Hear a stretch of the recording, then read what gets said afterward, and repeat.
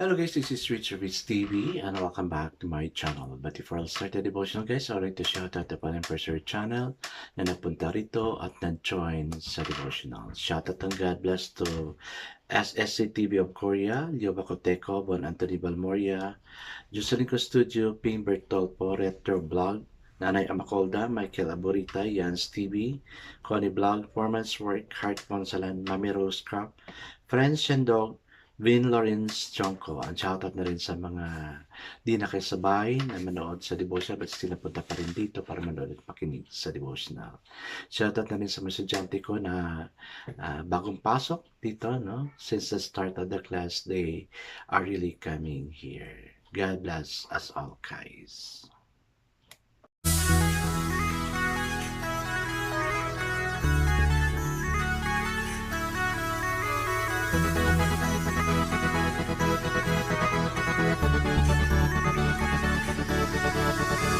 Rich TV, when you heard it, number one is on the top.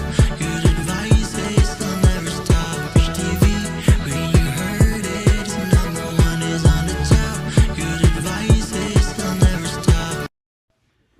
Guys, did you apply the devotional we have last night? No? When nobody would help us, let's just go to God. At sana, kung hindi ka pa man na tulungan ni Lord ngayon, keep praying.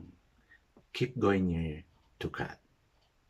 I guess let's not proceed to our devotional. Let's open the Bible to Genesis chapter 29, verses 15 to ano ba to? 30. No?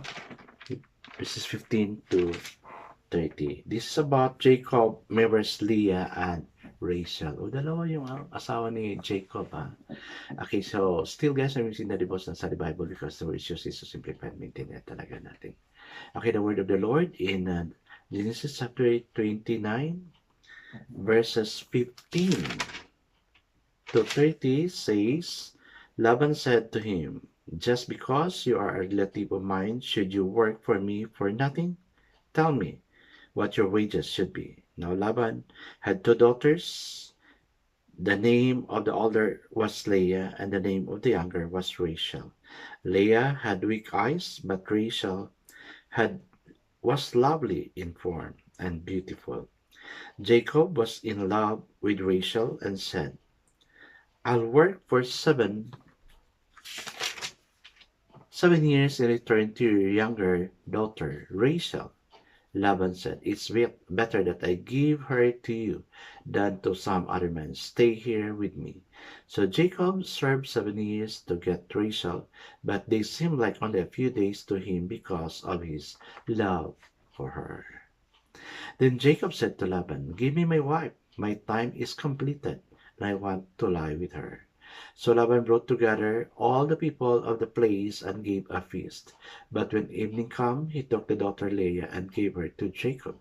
And Jacob lay with her, and Laban gave her his servant girl Silpah to his daughter as her maid servant. When morning came, there was Leah. So Jacob said to Laban, what is this you have done to me? I serve you for Rachel. Didn't I? Why have you deceived me? Laban replied, it is not our custom here to give the younger daughter in marriage before the older one. Finish this daughter's bridal week, then we will give you the younger one also in return for another 7 years of work. And Jacob did so. He finished the week with Leah, and then Laban gave him his daughter Rachel to be his wife. Laban gave him his servant girl Bilhah to his daughter Rachel as her maidservant. Jacob lay with Rachel also, and he loved Rachel more than Leah, and he worked for Laban another 7 years. Amen and amen. I guess let's not pray. Father, sometimes when we pray, iba yung sagot, okay? It's the opposite. Like what happened to Jacob. He worked for a woman for 7 years, and yet different woman was given to her. And then again, because of His great love to Leah, He worked again for 7 years. Lord, I pray to please teach us, O Lord God. Alam namin, O God, na you are just testing our faith. And we are here, moving it all, Lord God. Lord, help us, O God, to really trust in you. Teach us to trust in you, O God. Sagutin mo, O God, ang mga panalangin namin, O God. So we will enjoy our relationship with you. We will also enjoy the answer of our prayer. Help us, O God. Thank you, dear God, for those who are here. Though yung iba late na napunta rito, O God.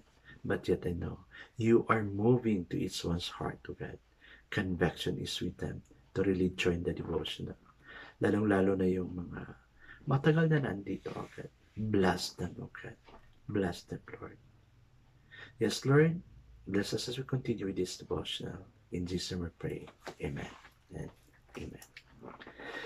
The focus verse here for this evening, guys, is found in Genesis chapter 29, verse 25, and it says, So Jacob said to Laban, What is this you have done to me? Why have you deceived me? Diba? Kasi na-deceive nga si Jacob. So the title of our devotion for this evening, guys, is Test of Faith. The custom in those days was that the man would pay a dowry to his bride's family. Jacob had left in haste with just a few belongings, but he was strong and was willing to work hard. So he offered to work for Laban for 7 years in return for Rachel's hand in marriage. Laban knew that Jacob was smitten with Rachel, so he took advantage of Jacob's offer. While Jacob accepted with honor and sincerity, Laban viewed his daughter as object to be bargained. He took advantage of Jacob's desire and tricked Jacob into working a total of 14 years for Leah and Rachel. Interestingly, the deception employed by Laban on Jacob involved disguising Leah as Rachel. Rebekah had similarly disguised Jacob as Esau when she tricked Isaac into giving Jacob's blessing. O, di ba? Yun yung tinanim ni Jacob, na-trick niya, no? With his mother Rebecca. So ngayon, na-trick na naman siya. No? Okay. What is left unsaid is what Leah and Rachel must have been thinking and feeling as Laban's schemes unfolded right before their eyes. This underscores Laban's complete insensitivity to the consequences of his deception on his daughter.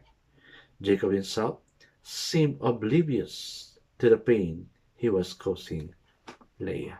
Grabe na? But throughout this painful story of deceit, selflessness, and insensitivity to suffering, God was at work. God led Jacob, Leah, and Rachel to confession, repentance, forgiveness, growth, and dependence on Him. Amen. Yes, guys, no, consequences of sin talaga. Ito na yung first consequence, parang second, kasi the first consequences is lumaya si Jacob sa place niya because Esau is so angry with Jacob, kaya lumayo siya. That was also the command na binigay sa kanya, no? Then the second one, Jacob was so in love with Leah, pero iba ang binigay ng papa, ng ama nila, kasi iba yung customs nila, no? So, siguro hindi alam ni Jacob na gano'n yung customs nila, so na-deceive siya. So Rachel ang binigay, pero grabe yung love ni Jacob kay Leah, so he worked for another 7 years. But yet, no, magkapatid ang naging asawa ni Jacob. But yet, because of love, Jacob really worked well para makuha niya rin si Leah. So, something happened to them, no? They were all together, kaya God blessed them also. Same way with us guys, may pinipray tayo pero iba yung sinasagot ni Lord. No? And let's keep on praying para talaga, mabigay ni Lord sa atin yung hinihingi natin sa Kanya. I guess my questions dito, for Christian suffering is an opportunity to seek God more passionately and know Him more deeply. Different question. This is an encouragement for us. No? Pray for the strength that you need to trust God and lean on Him when times are hard. Would you agree with that, guys? Ako, I really agree with that. No? That's why takot akong palayo kay Lord. I always wanted to have God near me. I guess let's not pray.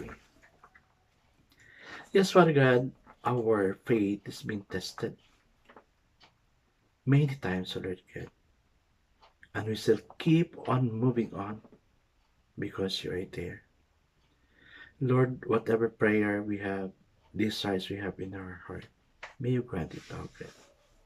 We work on it the way Jacob worked for Laban in order to gain Leah. Lord, I pray as you keep on praying and continue on praying, let's work also, okay? Because we spend time and effort in praying. May you grant the desires of our heart, okay? God bless us all, O Lord. In Jesus' name we pray. Amen and amen. Guys, let's just keep on working through prayer hanggang sa masagot na yung desires ng heart natin. God bless us all because I know God surely blesses 10 times better. This is again, it's Rich TV. Kita-kita tayo muli at sa muli. Paalam!